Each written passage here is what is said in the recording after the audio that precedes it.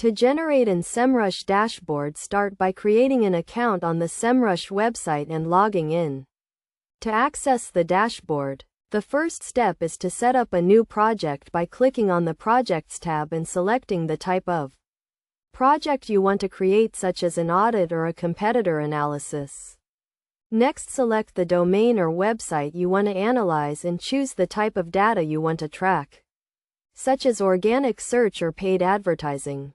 Semrush will then crawl the website and gather data on keywords, rankings, backlinks, and technical issues. Once the data is gathered, you can customize your dashboard by adding widgets and filters to focus on specific metrics and trends.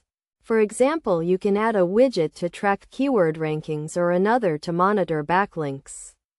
You can also set up alerts and notifications to inform you of changes in your website's performance or your competitors. To get the most out of your Semrush dashboard, it is essential to regularly review and update your settings and track your progress over time.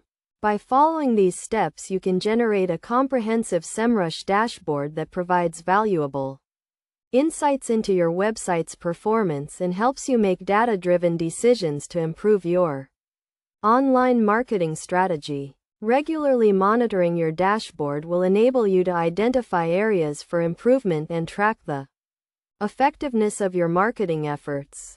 Best practices for using Semrush include regularly updating your project settings and tracking your progress over time to ensure you are getting the most out of the tool. Additionally, it is crucial to analyze your competitors and identify gaps in the market to stay ahead of the competition. By leveraging the features and capabilities of Semrush, you can gain a deeper understanding of your website's performance and make informed decisions to drive growth and improvement.